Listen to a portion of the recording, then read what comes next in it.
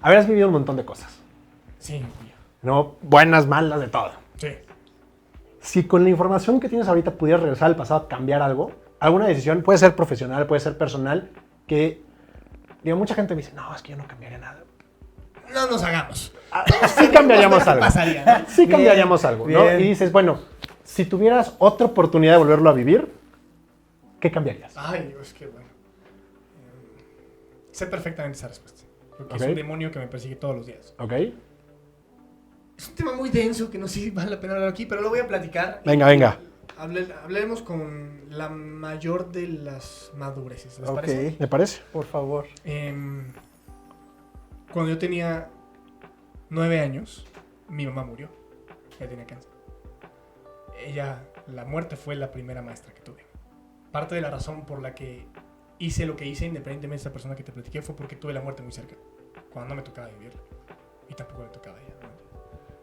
Ese último día que me fui de la casa para ir al colegio, que ahí fue donde me enteré, fue mi papá por nosotros, subíamos todos los días mi hermano y yo a despedirnos. Pero cuando el cáncer está en una etapa tan avanzada, esa persona ya no es tu mamá. Es una flor que se marchita y ya no la reconoces. Es difícil hablar, es difícil entender. Todo lo que construiste esa persona, lo que tenías que ver, era poquito, estaba muy pequeño. Ahí ya no es. Y a veces no es lo que querrías experimentar. Ese último día, yo no quise experimentar una despedida, güey. Y sé que subí, como todos los días. Lo que no sé es si le dije te quiero. Y esa era la última oportunidad para decírselo. Y el demonio que me persigue es saber si se lo dije o no se lo dije, porque nadie estaba ahí. Solo ella y yo. Me hubiera gustado decírselo. Yo sé que lo sabía. Pero me hubiera gustado decírselo una última vez. Sí, claro. Eso sería lo que cambiaría. De ahí en fuera, todo lo demás. Ok. Oye, pues antes que nada, pues muchas gracias por compartirlo. Tomémoslo con madres. No, a ver, Sí. te entiendo, mi mamá falleció de cáncer hace unos años, ¿no? Entonces, sé lo viví muy similar. Lo siento. Y digo, yo digo que el cáncer, además, tú dices que la muerte es tu maestra. Te entiendo perfecto, pero para mí también el cáncer es un maestro bien distinto, ¿no? Porque es un maestro mucho más lento, Es un maestro, sí. ¿no? Entonces, entiendo, ¿no? Y esta parte de decir, es que eso no es mi mamá, pero sí, pero no, ¿no? Entonces, esa parte es difícil, ¿no? Y yo lo siento mucho, muchas gracias por compartir. Y quiero seguir sobre esa línea, ya no tan lúgubre, pero si tú pudieras resumir los grandes aprendizajes de tu papá y o sea, ¿cuál fue la gran lección de tu papá? A la fecha ya nos compartes un poco Sí. de tu papá, pero ¿cuál sería la gran lección que te dejó? A lo mejor tu papá puede ser lo mismo, ¿no? El de vivir. ¿No? Necesito poco para vivir. Necesito nada más poco. que brillo. Ajá. ¿Cuál sería de tu mamá? O sea, la lección de mi mamá sería: vive por la gente que amas. Porque ese tema de la muerte, cuando eres tan pequeño y no vives la muerte en tiempo real, yo no estuve ahí cuando se fue. Mi papá sí estuvo ahí. Y nos fue dosificando cómo fue pasando durante los años.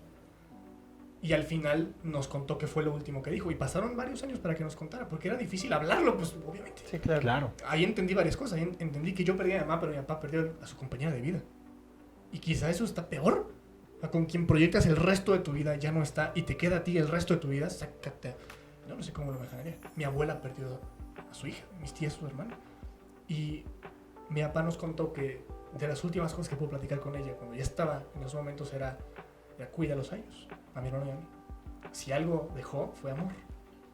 Y si algo me dejó mi papá, fue ten pocas cosas y ten muchas experiencias. Cuando pasa esto a mi mamá, y me gustaría saber cómo lo viviste tú también. Somos más parecidos de lo que creí, güey. Sí. Hasta en lo que no está tan chido.